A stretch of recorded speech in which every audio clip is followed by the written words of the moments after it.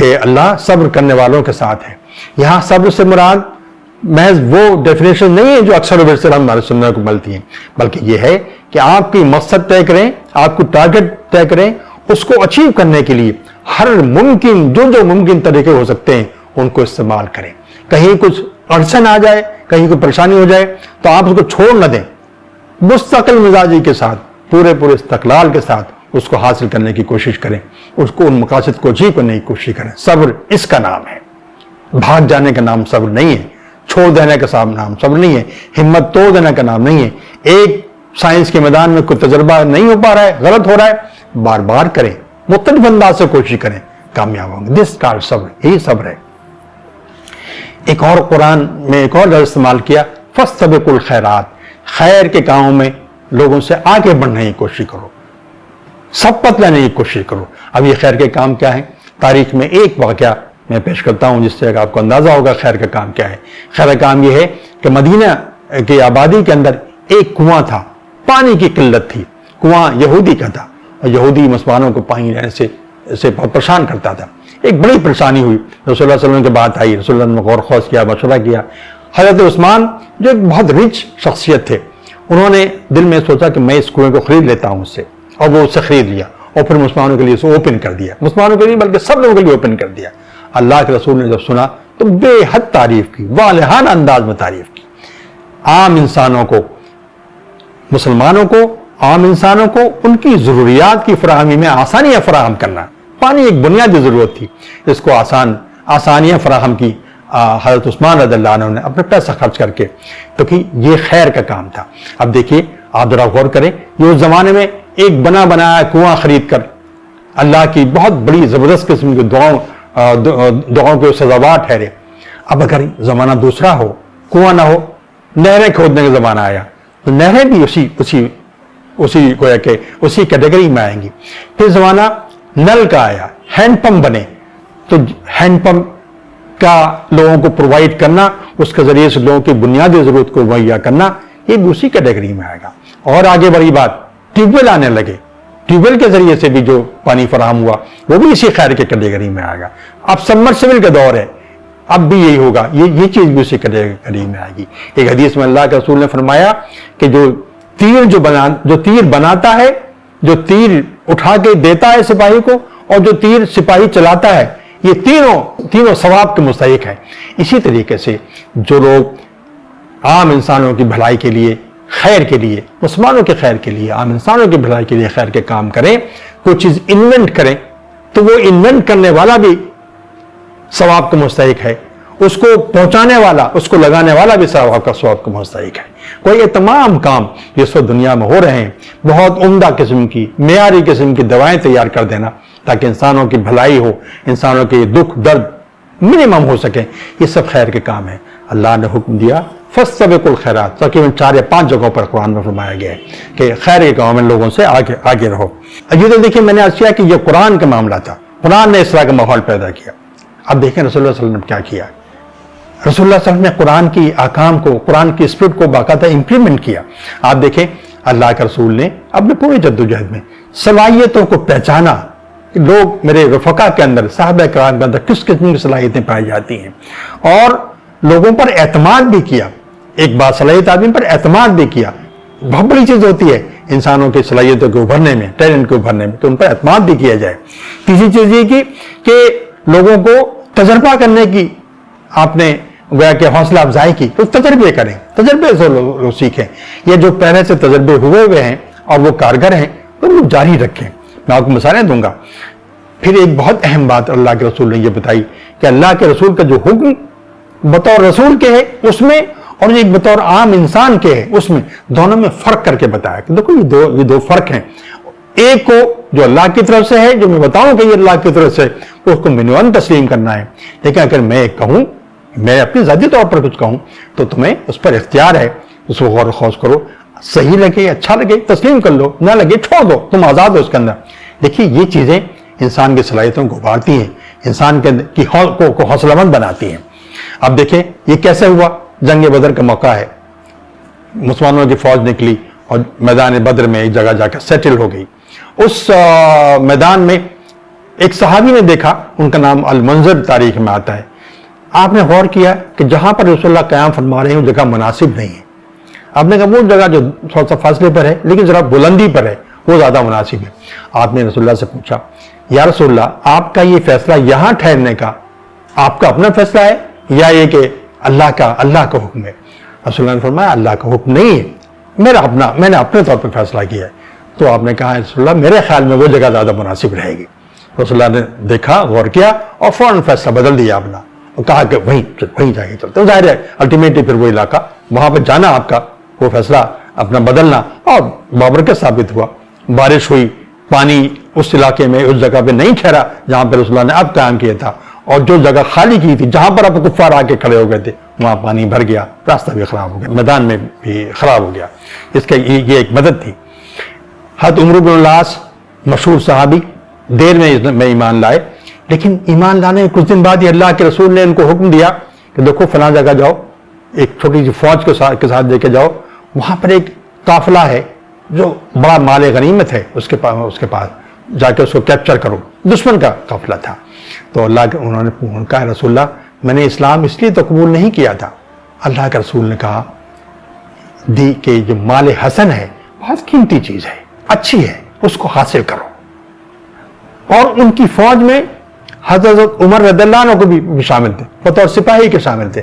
ایک ینگ آدمی جو ابھی چند مہینے پہلے ہی وہ ایمان لائے تھے، ان کی فوج کے اندر حضرت عمر جیسے شخص کو رکھ دیا. آپ دیکھیں، اور صفِ سلال عمرو بن العاص تھے. تو آپ دیکھیں ایک کسی کے ٹیلنٹ کو پہچاننا اور اس پہ اعتماد کرنا کتنی بڑی بات ہے. حضرت عمرو بن العاص کا جو سیلف کانفیڈنس تھا کتنا بلند ہوا ہوگا رسول اللہ صلی اللہ علیہ وسلم کے اس اقدام کے نتیجے میں. ایک مشہور واقعہ ہے کہ ایک جگہ سے آپ گزرے، کسی باغ سے، کھجور کا باغ تھا، لوگ اس میں کچھ گرافٹنگ کر رہے تھے. اللہ کے رسول نے ان کو مشورہ دیا کہ ایسے کیوں نہیں کرتے تم؟ اب رسول اللہ کی بات تھی، لوگوں نے کہا ٹھیک ہے. تو انہوں نے اسی طرح سے کیا جیسے رسول اللہ نے فرمایا تھا. اگلے سال لیکن پھل کم آیا.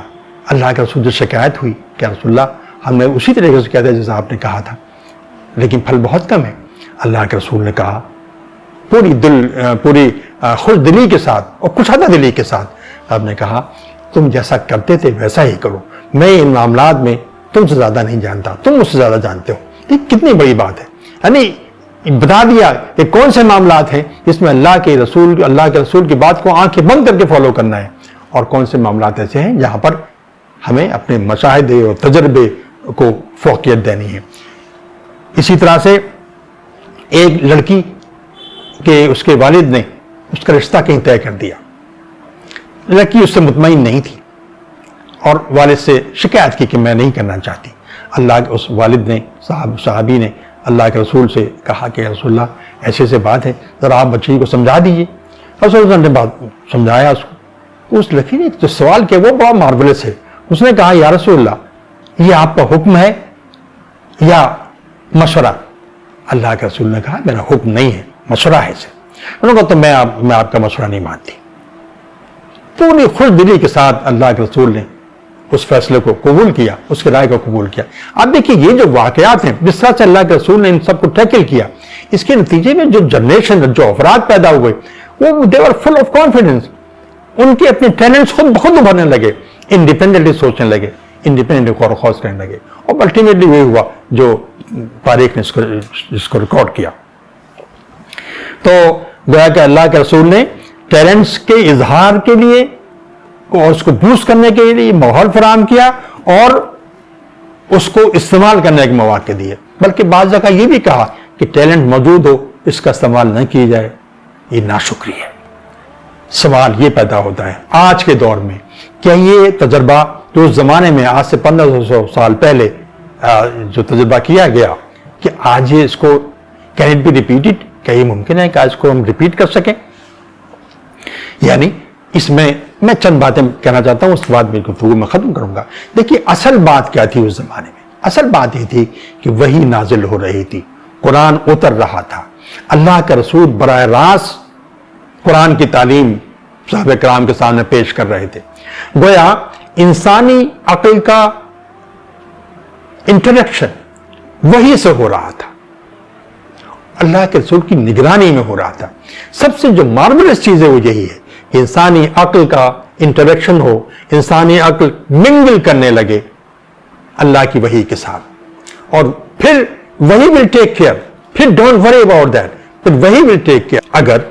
अगर पूरी सिंसियरिटी के साथ अपनी अक्ल को हम मिंगल करेंगे, इंटरेक्ट करेंगे कुरान के साथ, यानी वही इलाही के साथ, तो वही होगा जो आज से 1500 साल पहले हुआ। महज 25 साल की एफर्ट्स के नतीजे में एक ऐसी टीम, जबरदस्त टीम, मैंने जो मिसालें दी हैं तो टॉप की मिसालें हैं, हर शख्स के अंदर इत्तका हुआ था। मुताला करें, जाने कितने लोग ऐसे मिलेंगे जिन्होंने जो कि अपने फील्ड में अपने मुकाम पर हाईएस्ट मुकाम उन्होंने हासिल किया। तो ये उस वक्त मुमकिन हुआ, ये आज भी मुमकिन है, ये मुमकिन आज भी है कि कुरान करीम से बराह रास्त ताल्लुक कायम किया। इसमें एक नज़ाकत है जो हमें उसका we have to take care कि जब कुरान का हम मुताला करें तो हम उसी तर्ज से इंटरेक्शन करें कुरान से जिस तरह के रसूलुल्लाह सल्लल्लाहु अलैहि वसल्लम के ज़माने में हुआ था। उस वक्त यकीनन वो कमी तो रहेगी कि अल्लाह का रसूल मौजूद नहीं है, लेकिन कुरान मौजूद है, कुरान वैसे ही मौजूद है। और जब कुरान से इंटरेक्शन करेंगे तो ये कुरान की जिम्मेदारी है, तो कुरान आपको बहकने नहीं देगा। मुख्तलिफ ख्यालात आएंगे, मुख्तलिफ किस्म के पॉइंट ऑफ व्यू आएंगे, लेकिन ये मुख्तलिफ पॉइंट ऑफ व्यू उस जमाने में भी थे, आज भी होंगे और हमेशा रहेंगे, लेकिन बहसत मजमूई कुरान आपको बांधे रहेगा।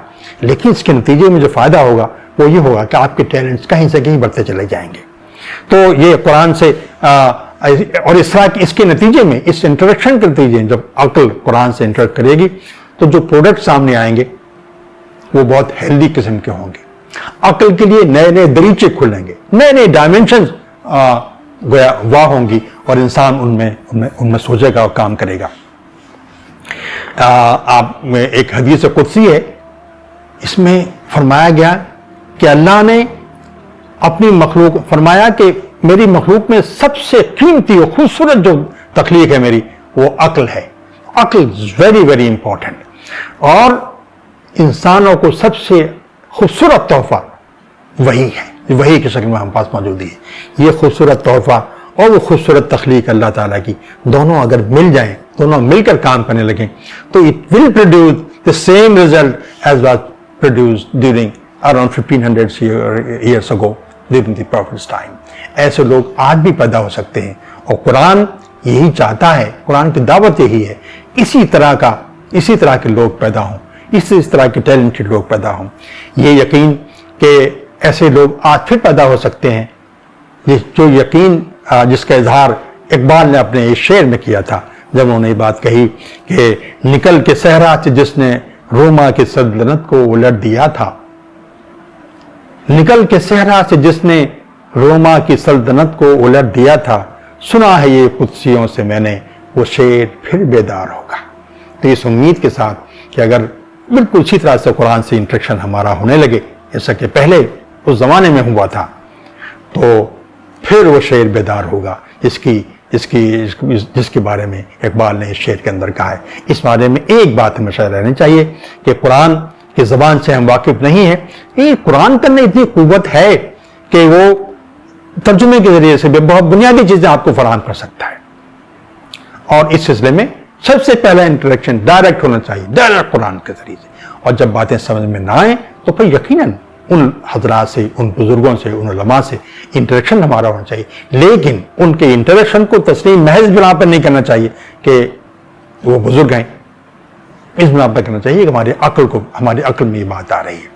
आज की इस गुफ्तगू में मैंने ये समझाने की कोशिश की है कि इंसान के टैलेंट्स किस तरह से हर एक के अंदर टैलेंट होते हैं, और कुरान ने बाकायदा तौर पर अपनी दावत के जरिए से इंसानों के इन टैलेंट्स को उभारा है। और फिर ये हुआ तारीख के अंदर कि सिर्फ ये जो चंद हजार लोग मक्का और मदीना में पैदा हुए, जितने लोग बाहर से आके इन हजरात से मिलते गए, वो भी उसी टैलेंट का इजहार उनके अंदर से भी होने लगा। इसी बिना पर ये जो तहजीब थी, जिसको इस्लामी तहजीब कहते हैं, पूरे 1200 साल दुनिया पर गालिब रही है। किसी तहजीब को इतना तवील अरसा नहीं मिला।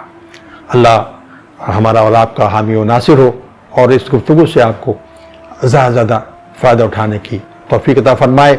और जो इसमें कोई अगर बात ऐसी है जो कि नामुनासिब हो, अल्लाह उसके असरात से آپ سب کو محفوظ رکھے۔ السلام علیکم۔